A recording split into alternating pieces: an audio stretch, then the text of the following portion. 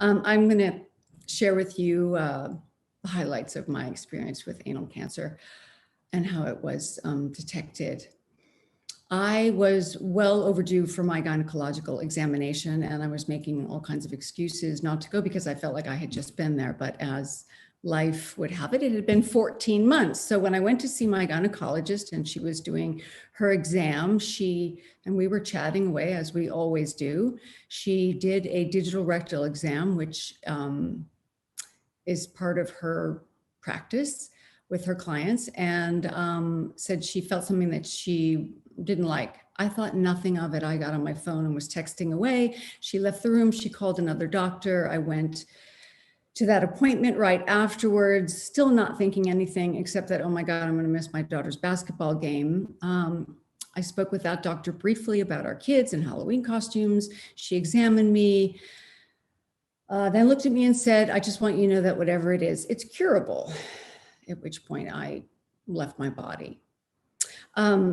And then after a series of biopsies and a colonoscopy, it was determined that I had stage 2 anal cancer. I have to say I was in denial for a long time because it took a while to get the biopsy to be clear that it was cancer, although everybody suspected it was.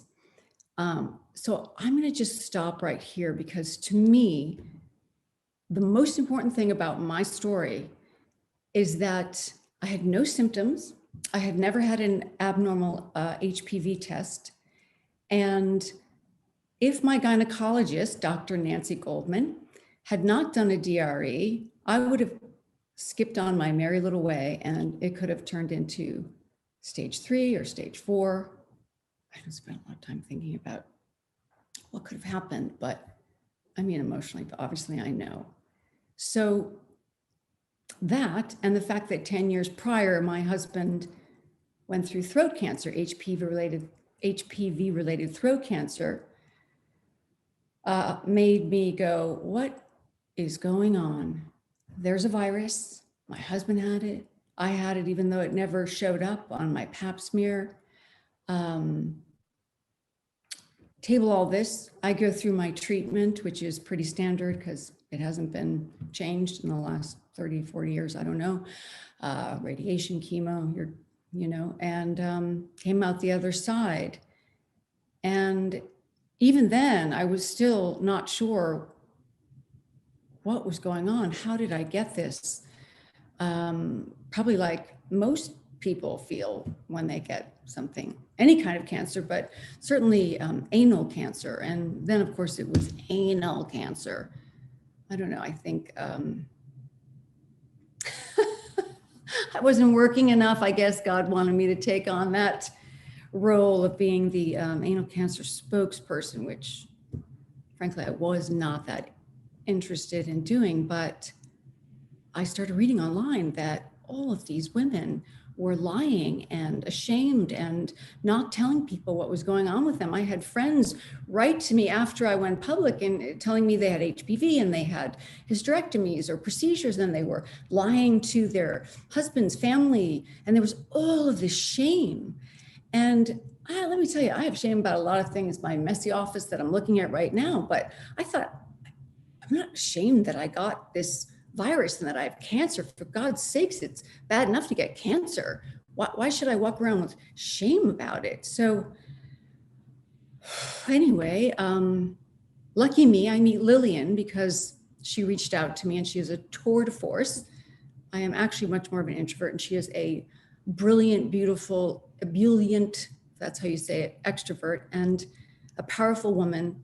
And together we are just determined to move the needle on educating people about this virus, finding out about early prevention and making sure that happens, whether it's with a gynecologist, in a dentist office, in the doctor's office. And so my story in terms of the cancer isn't interesting. It's awful. It's a terrible cancer. The only thing worse is throat cancer. So what I got from it is a beautiful friend and a chance to make a difference in, that's what gets me emotional, in people's lives. And to make sure that somebody doesn't go in and get a stage 3 and a stage 4 diagnosis that is much harder to treat. So my cancer story is really about my post-cancer story. Okay, so that's why we're here today.